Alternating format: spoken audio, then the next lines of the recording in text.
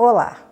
Ainda não é possível saber se ela voltou para ficar ou se está apenas de passagem, mas está presente em todas as rodinhas de conversa dos brasileiros e do noticiário econômico. Estou falando da inflação. Quem nasceu antes de 1990 conhece os efeitos trágicos de conviver com uma inflação elevada e até mesmo uma hiperinflação. Quem nasceu após 1990 talvez fosse criança quando em 1995 foi criado o Plano Real e a moeda que temos até hoje. Daí para frente, conheceu apenas alguns picos inflacionários, mas não foi nada fora do controle, nem por tanto tempo como aconteceu lá atrás. A inflação faz o nosso dinheiro perder o poder de compra e impacta nos investimentos. Veremos nesse vídeo, primeiro, os principais índices de inflação que devemos acompanhar. Segundo, por que eles nos impactam.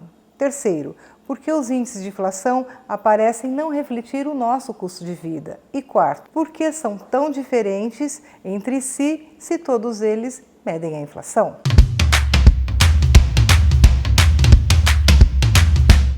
Eu sou Maria Inês Ramos, criadora do canal de Educação Financeira e Finanças Pessoais Dinheiro Eu Gosto. Fazemos aqui a economia ficar sem mistério. Conheça a nossa playlist. Vou iniciar esse vídeo conceituando o que é inflação e os principais índices e para que eles servem cada um deles.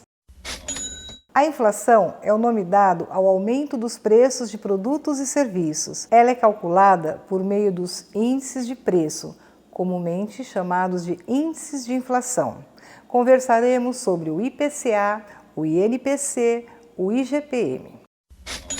O IBGE calcula e divulga mensalmente o IPCA e o INPC. Para que servem esses dois índices? O propósito de ambos é o mesmo: medir a variação de preços de uma cesta de produtos e serviços consumidos pela população. O resultado mostra se os preços aumentaram ou diminuíram de um mês para o outro. A cesta é definida pela Pesquisa de Orçamento Familiares, o POFA, do IBGE, que, entre outras questões, verifica o que a população consome e o quanto do rendimento familiar é gasto em cada um dos produtos. Vejamos: arroz, feijão, passagem de ônibus, material escolar, médico, cinema, entre outros. Foi o POF que recentemente detectou o aumento das famílias brasileiras que encontram-se em insegurança alimentar. Mas isto é assunto para outro vídeo. Os índices, portanto, levam em conta não apenas a variação de preço de cada item,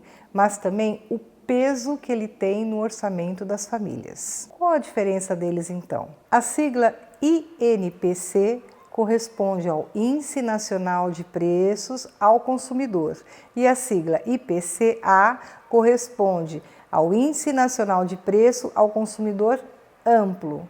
A diferença entre elas está no termo amplo. O IPCA engloba famílias com renda mensal de 1 a 40 salários mínimos. Tem como objetivo capturar 90% das pessoas que vivem em áreas urbanas. É amplo mesmo. O IBGE faz um levantamento mensal em 16 áreas urbanas do país e de aproximadamente 430 mil preços e em 30 mil locais.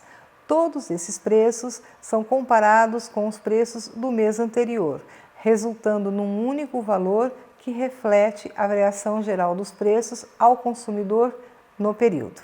Já o INPC tem como base famílias com renda mensal de 1 a 5 salários mínimos. Trata-se de um grupo mais sensível às variações de preços de itens básicos como alimentação, medicamentos e transporte. Qual a importância do IPCA? O IPCA é o índice oficial da inflação do Brasil. O governo federal usa o IPCA como referência para as metas de inflação e para as alterações na taxa de juros. Gostaria de lembrar que temos um vídeo no canal sobre a taxa básica de juros, a Selic, tema super conectado com o que estamos falando aqui. Vale a pena assistir na sequência deste. E se estiver gostando, dê um like e compartilhe para ajudar o canal a crescer. Falando agora do Índice Geral de Preços do Mercado, o IGPM, calculado pela Fundação Getúlio Vargas. O IGPM foi criado para ser uma medida abrangente do movimento do preço.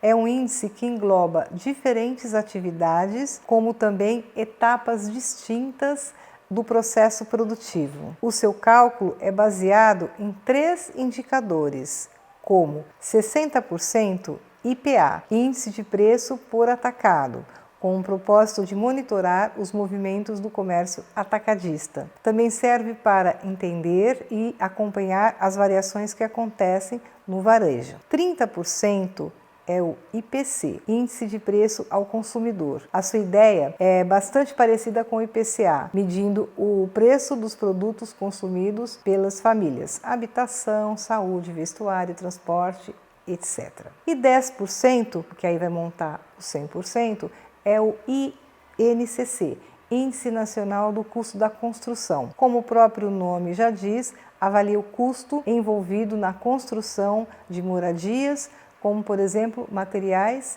e mão de obra especializada. Essa diversidade ajuda a perceber que o IGPM é muito relevante. Na prática, acaba funcionando como um indicador macroeconômico. Isto é possível ter uma noção do estado atual da economia brasileira e da inflação por meio dele. Ele é um indexador de contratos de aluguel, residencial e comercial, tarifas públicas como energia elétrica, seguros, planos de saúde, mensalidades escolares e faculdades e etc.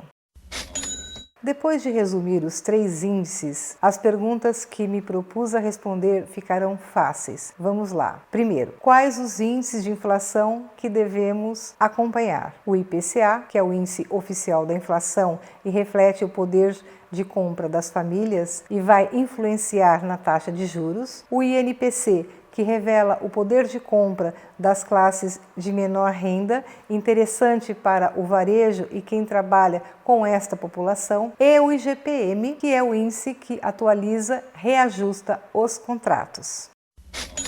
Por que esses índices de inflação nos impactam? Porque eles expressam a variação do preço dos bens e produtos e serviços num mês, num ano, num período. Correção do salário, mensalidade das escolas, aluguel, preço dos alimentos, etc. Por que esses índices de inflação parecem não refletir o meu custo de vida? Os índices de inflação sintetizam a variação de preço de uma cesta básica de produtos e serviços. Pode acontecer de um ou mais itens foram duramente impactados num mês e a pessoa não os consome. Exemplo para ficar claro: todos os preços relacionados à escola e materiais escolares. Se a pessoa não estuda e nem tem filhos, ela não percebeu a elevação deste preço. Outro exemplo: passagens aéreas. Se ela não viaja de avião, aumento do alho, do tomate, do refrigerante, ela não consome e aí vai. Por que são tão diferentes entre si, se todos medem a inflação? Acredito que tenha ficado claro que os índices de inflação possuem propósitos diferentes. O INPC olha o consumo das famílias de menor renda. O IPCA olha o consumo de todas as famílias, por isso ele é amplo. E o IGPM olha as cadeias produtivas, atacado, o varejo e a construção civil e o movimento dos preços. Espero que tenha gostado do vídeo, comente, compartilhe. Até o próximo.